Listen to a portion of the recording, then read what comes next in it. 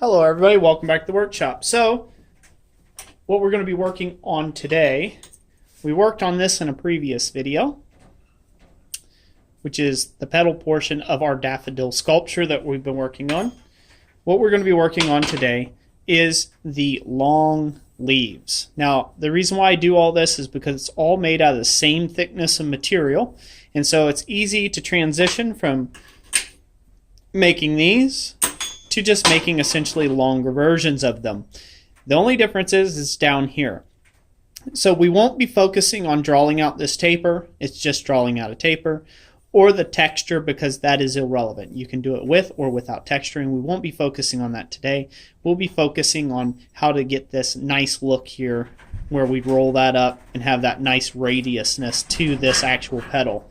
This is going to matter later on down the road when we do our final sculpting of our sculpture here, and those will matter. Later parts of the video series, we will go over how to make this form of base, making stamens, making the stem for this daffodil sculpture, and last but not least, doing this, the bloom itself. So, hope you guys will enjoy this video. I've already got my piece hot. Let's go ahead and get started making one of these leaves. Okay, so I've got my leaf form already set up. I've got my texture in the bar. And what we're going to do is we're going to start at the very tip of this and hammer it down into the swedge block. This is just a V block that'll fit this leaf in here. And what we're doing is we're aiming with this small little cross peen right down the dead center of this leaf form. And that's where we're aiming at. We want to try to keep it centered in the leaf form. So if this starts giving a little twist to it, you need to follow that twist to try to keep this exactly centered. So you'll see I'm just using a small cross beam to take and get that done. But that's what creates this curved backside. Now I'll heat this back up. I will go over to the actual anvil and I'll straighten this out with a rawhide mallet. And then I will go through one more pass on this to get that good domed look.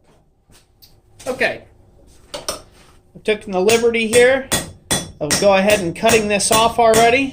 I'm just aiming for the center of this leaf here. Once again, all the way out to the tip. So all we're trying to do is just push this in nice and deep like that. Just like so. So there we go. And we'll straighten that out over at the anvil real quick. Just using a rawhide mallet.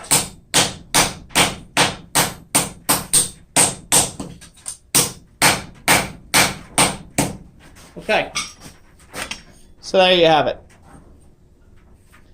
That gives that blade that cut look. Now don't worry too much about how deep that looks, because when we manipulate this later on, it's going to uncurl, so to speak, a little bit. So I already took the liberty of cutting this off the parent bar stock, and I did so at approximately an inch or 25 mil away from there. Now I didn't give the total length of these petals, as this is a sculptural piece, so you can make them as long or as short as you want. That's irrelevant how long to make those.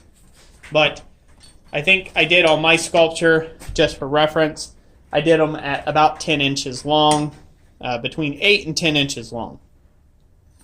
So now what I'm going to do is I'm going to go ahead and heat this area up.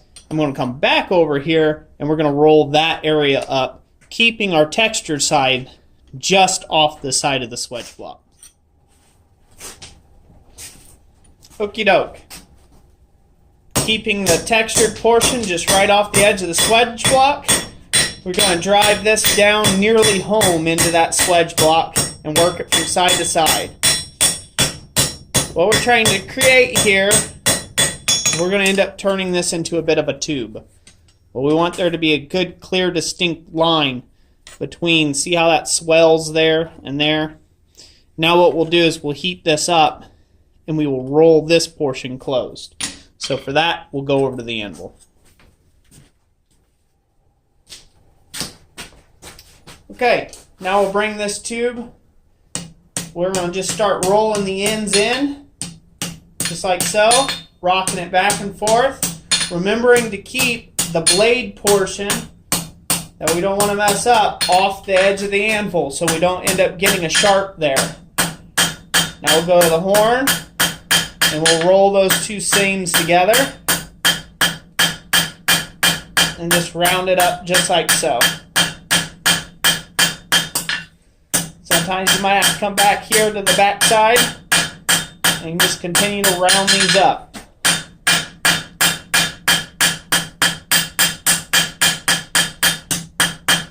And just like that,